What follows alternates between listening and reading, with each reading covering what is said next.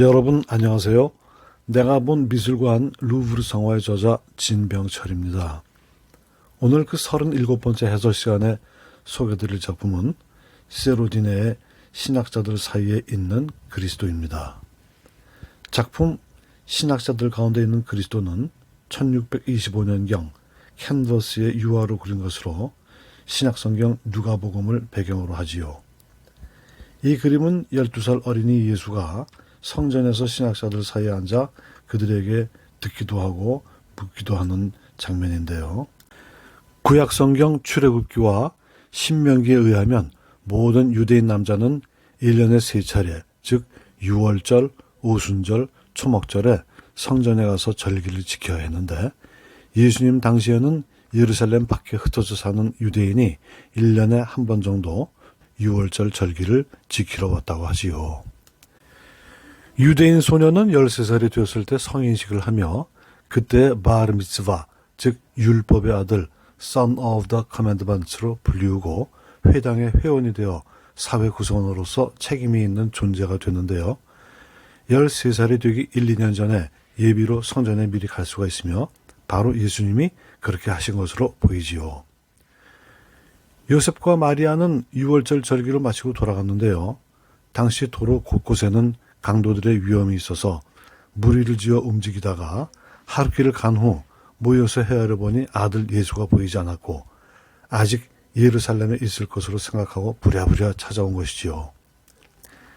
요셉과 마리아가 예수를 찾았을 때 예수는 성전에서 선생들 사이에 앉아 그들에게 듣기도 하고 묻기도 하고 계셨는데요.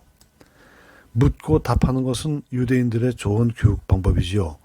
어린 예수는 이때 그 지혜를 드러내셨고 듣는 자가 다 그 지혜와 대답을 놀랍게 여겼다고 하지요. 하나님의 아들로서 인성을 가지고 태어나신 예수는 목수의 아들로 자라나 그 당시 사회의 관습대로 아버지의 직업을 이어받고 돕는 일을 했을 것이며 그러면서도 성경을 읽고 외우고 묵상하면서 하나님과 깊은 교제 속에 영적인 지혜를 얻으신 것으로 이해될 수 있지요. 요셉과 마리아는 자신들이 생각하지 못한 일이 일어난 것을 보고 놀랐지요. 예루살렘에 갔다가 중간에 아들을 잃어버리고 사흘 만에 찾은 부모의 심정은 충분히 짐작이 가지요.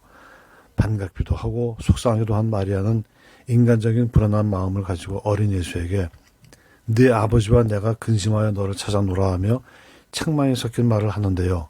그러나 예수는 자신이 잘못한 것이 없음을 얘기하지요.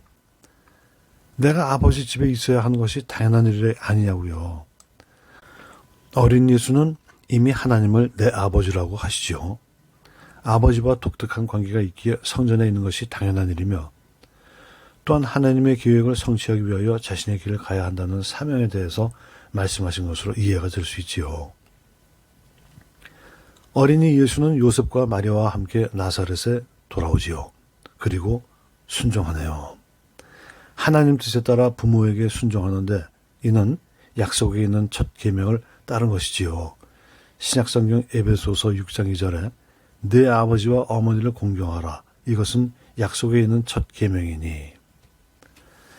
나사렛은 가난하고 낙후된 지역으로 예루살렘보다 훨씬 생활 환경이 열악하였으나 육신의 부모에게 순종하고 받들며 청소년 시기를 보내지요. 마리아는 아들 예수가 하는 모든 말을 마음에 두었다고 하지요. 이해는 못해도 마음이 보존한 것이지요. 제자들은 예수님의 공생애, 십자가, 부활을 목격한 사람들인데요. 하지만 이 12살 때의 이야기는 제자들이 목격한 것이 아니지요. 아마도 마리아가 전해줬을 것이며 후에는 예수님이 하신 말씀을 마리아가 깨닫게 되었겠지요. 예수님은 지혜가 자랐고 키가 자라났고 그리하여 하나님과 사람에게 더욱 사랑스러워지셨지요. 이는 신앙과 삶, 교회 생활과 가정 생활의 아름다운 균형을 보여주며 예수님의 마음과 삶이 하나님의 뜻에 일치했음을 의미하지요. 조반니 세로디네는 오늘날 스위스 영토인 아스코나에서 출생해서 로마에서 활동한 바로크 시대의 화가인데요. 30년의 짧은 생애에 까라바조 스타일을 토대로 느슨한 분놀림과 생동감 넘치고 열정적이며 감정적인 테네브리즘을 사용한 특이한 기법을 개발했으며 카라바조파의 마지막 대표자 중 한 명으로 알려져 있지요. 다음 시간에는 발레리오 카스텔로의 반석을 치는 모세를 가지고 여러분을 찾아뵙겠습니다. 안녕히 계세요.